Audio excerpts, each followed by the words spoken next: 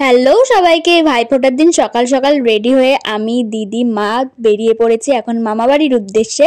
এই যে অটো দাঁড়িয়েছিল, অটোতে এখন উঠে পড়েছি। আমার মামাবাড়ির কিন্তু অনেকটাই দূর, ঘাট পেরিয়ে যেতে হয়। তো ব্যারাকপুর স্টেশন থেকে নেমে ধুপিঘাটে আসলাম, ব্যারাকপুরেই যেটা, সেটা পার হয়ে লঞ্চ পার হয়ে শ্রীরামপুরে যাই। শ্রীরামপুর থেকে আবার একটা স্টেশন পর রিষড়াতেই আমার মামা বাড়ি। সেখান থেকে অটো করে পৌঁছে গেলাম মামা বাড়িতে। আগের দিন রাতেই আমরা মিষ্টি কিনে রেখেছিলাম, গিয়েই তো সঙ্গে সঙ্গে আয়োজন করে কাজল পেতে মা প্রথমে দিচ্ছে বড় মামাকে ফোঁটা, তারপরে দেবে ছোট মামাকে। ফোঁটা দেওয়া তো কমপ্লিট, এখন হচ্ছে গিফট দেওয়া দেওয়ার পালা। তো মা দিয়েছে এই পিঙ্ক কালারের শার্টটা, এটা ছিল আমার বড় মামা, আর এটা হচ্ছে আমার ছোট মামা। ফোঁটা দিয়ে মায়ে ভায়োলেট কালারের শার্টটা ছোট মামাকে দিয়েছে। এরপর এখন দিয়ে দিচ্ছে দিদি ফোঁটা, এটা হচ্ছে আমার বড় মামার ছেলে। আমাদের মামা বাড়ির এদিকটাতে শুধু ওই একমাত্র ছেলে, আর একটা হচ্ছে বড় মাসির ছেলে, এই দুজন, আর বাদ বাকি সবাই মেয়ে। প্রত্যেকবারই আমি দাদাকে ভাই ফোঁটা দিই, তো এইবার কেন বাদ যাবে। তো আমি বসে পড়েছি এখন আন্দুব্বা দিয়ে আশীর্বাদ করে দিলাম যাতে সবসময় ভালো থাকিস। আমার কেনো আঙ্গুলের নখটা এতটাই বড় ছিল যে ও ভয় পাচ্ছিল খোঁচা টোচা না খেয়ে যায়। তারপর ওকে জিজ্ঞাসা করলাম কোন মিষ্টিটা খাবি, তোর পছন্দ মতো মিষ্টি খাই দিলাম, আর দাদার দেওয়া গিফটটা নিয়ে নিলাম। তারপরে প্রচুর প্রচুর খাওয়া দাওয়া করলাম। তো খেয়ে দিয়ে এখন মুভি টাইম।